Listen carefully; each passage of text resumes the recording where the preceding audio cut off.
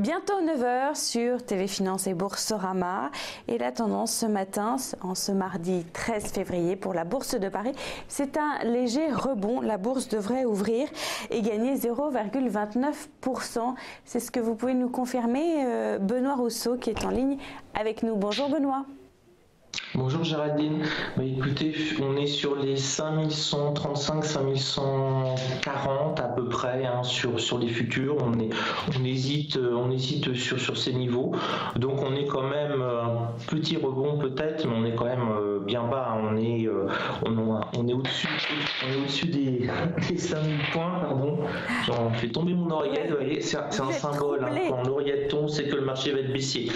Vous avez la cravate rouge de Mario Draghi, vous avez l'oreillette, donc là, vendez, le marché devrait s'écrouler. Donc, plus sérieusement, là, on ouvre sur les 5135, 5136. On a rebondi sur les 5000 points en point bas et on est toujours en dessous des 5250. Donc, c'est quand même un marché qui se cherche. En ce moment, on n'a pas vraiment de driver pour faire monter à nouveau les marchés. On n'a pas encore de nouvelles catastrophiques qui permettent de les faire baisser de manière violente. Donc maintenant, on se stabilise après la semaine un peu folle qu'on a eue la semaine dernière. Il y a deux événements aujourd'hui qui sont attendus en Europe, enfin deux publications. D'abord, c'est le salaire français du quatrième trimestre. Et puis, en Grande-Bretagne, il y a l'indice des prix à la consommation.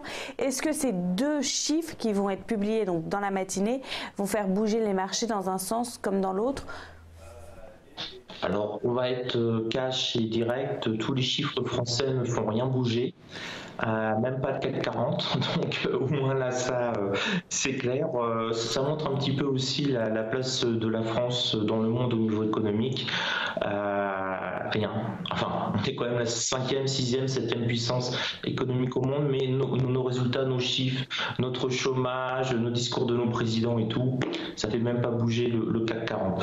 Pour ce qui concerne la deuxième statistique macroéconomique, ça peut avoir un impact un petit peu sur le FTSE, mais vraiment sans plus. On n'a pas vraiment de grosses nouvelles aujourd'hui, de gros catalyseurs capables de faire bouger les marchés dans un sens violent ou dans un autre.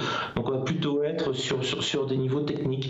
Là, on ouvrait par exemple sur le CAC 40 sous les 5150, donc il y a une bonne probabilité qu'on aille au moins aller chercher un petit peu les 5150 et cette réaction à ce moment-là est intéressante.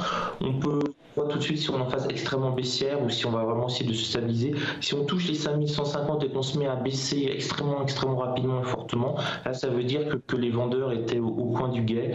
Et si on est sur les 5150, sur 440 et qu'on monte, qu'on hésite et tout, là ça veut dire qu'on a un équilibre de la force Jedi à peu près correct. Donc c'est ça qui est intéressant, c'est vraiment voir ces niveaux clés. 5150 sur 440, c'est un niveau clé, donc on devrait aller certainement le rejoindre et là voir ce qui se passe à ce niveau-là, ça peut en dire pas mal pour la matinée.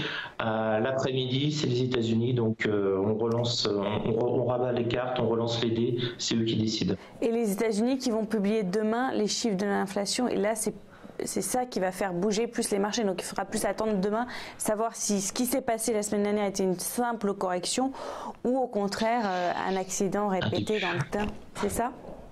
Oui, exactement. Les statistiques américaines sont absolument primordiales et ça fait bouger tous les marchés, ça fait bouger les marchés européens, ça fait bouger les marchés asiatiques.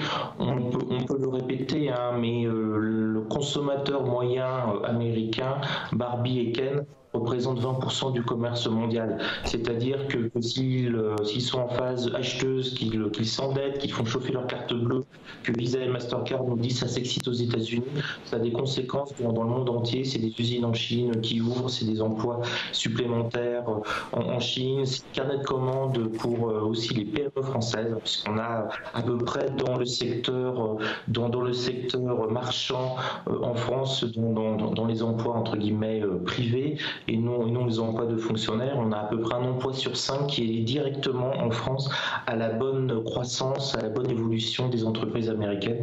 Donc oui, dès qu'on a des statistiques aux États-Unis, c'est vraiment le phare, et quand la Fed parle, c'est aussi extrêmement important. C'est eux qui font le là. On le voit hein, souvent en Europe. En Europe, on part sur une polarité le matin, et puis à partir de midi jusqu'à 14h30, on stagne un petit peu. On attend en fait ce que vont dire les Américains, et ça peut repartir totalement sans s'opposer en fonction de ce que font les États-Unis. Donc on a bien deux marchés en fait quand on traite en Europe. Marché du matin, c'est nous tout seuls. Marché de l'après-midi, les grands frères sont là, et puis on essaye de les suivre, et on regarde si on ne s'est pas un petit peu planté le matin.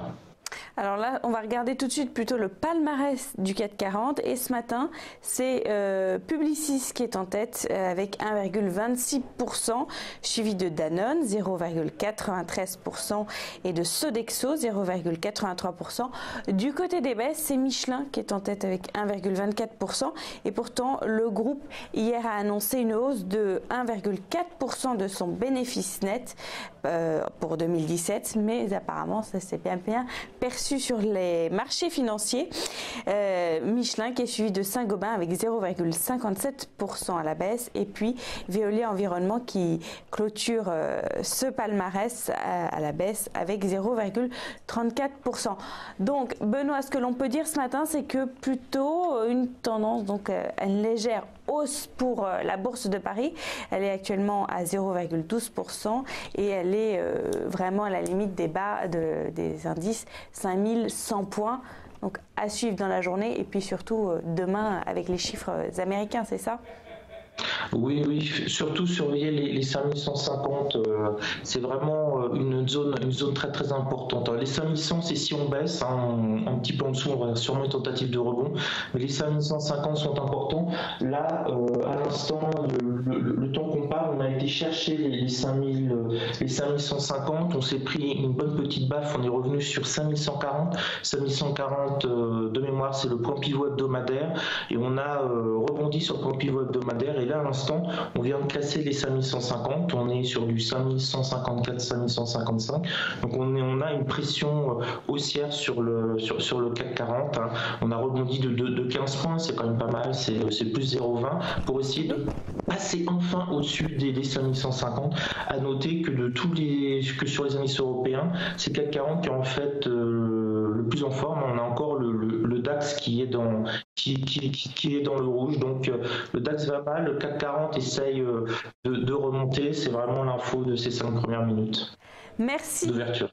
Merci Benoît Rousseau pour ces informations. Je rappelle que vous êtes trader pour compte propre et puis fondateur du blog En Lille.